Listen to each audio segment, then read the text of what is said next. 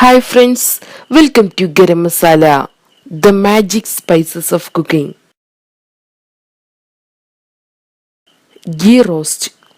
ഇന്ന് നമുക്ക് സ്വാദിഷ്ടമായ നെയ് റോസ്റ്റ് എങ്ങനെ തയ്യാറാക്കിയെടുക്കുന്നതെന്ന് നോക്കാം. ഇതിനുവേണ്ടി ആദ്യം നമുക്ക് ദോശ ബാറ്റർ തയ്യാറാക്കാം. ഞാനിവിടെ 1 കപ്പ് റൈസ്, 1/4 കപ്പ് ഉഴുന്ന്, 1/2 ടീസ്പൂൺ ഉലുവ, 1/4 കപ്പ് അവിൽ ഇവയാണ് ഇതിനുവേണ്ടി എടുത്തിട്ടുള്ളത്.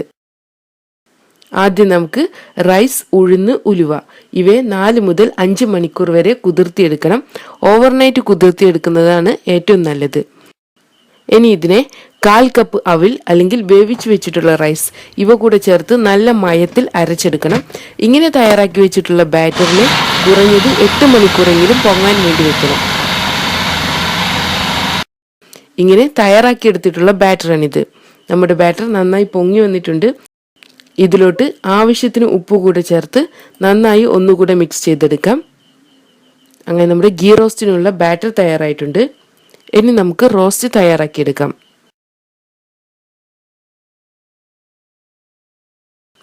ഇതിനു വേണ്ടി നമുക്ക് വലിയൊരു നോൺ സ്റ്റിക്ക് പാൻ ചൂടാക്കിയെടുക്കാം. ഇതിൻ്റെ ചൂട് അഡ്ജസ്റ്റ് ചെയ്യാൻ വേണ്ടി ഒരൽപ്പം വെള്ളം ഒഴിച്ചു കൊടുക്കണം. നമുക്കിത് നന്നായി തുടച്ചെടുക്കാം.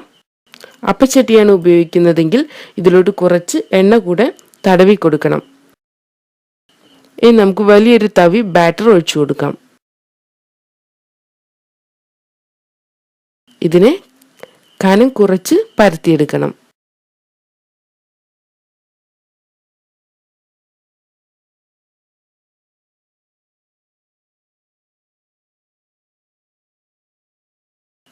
ഇനി ഇതിനെ മീഡിയം ഫ്ലെയിമിൽ വെച്ച് ഡ്രൈ ആക്കി എടുക്കണം.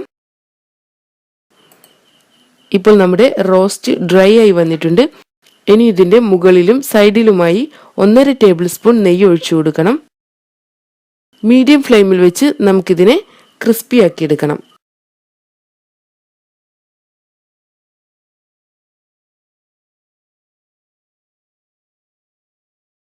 നമ്മുടെ റോസ്റ്റ് ക്രിസ്പി ആയി വരുന്നുണ്ട്. ഇപ്പോൾ നമ്മുടെ റോസ്റ്റ് തയ്യാറായിട്ടുണ്ട്, നല്ല ക്രിസ്പി ആയിട്ടുണ്ട്. ഇനി നമുക്കിതിനെ ഫോൾഡ് ചെയ്യാം. അടിഭാഗമെല്ലാം നല്ല കളർ വന്നിട്ടുണ്ട്. ഇനി നമുക്കിതിനെ ഒരു സെർവിങ് പ്ലേറ്റിലോട്ട് മാറ്റാം.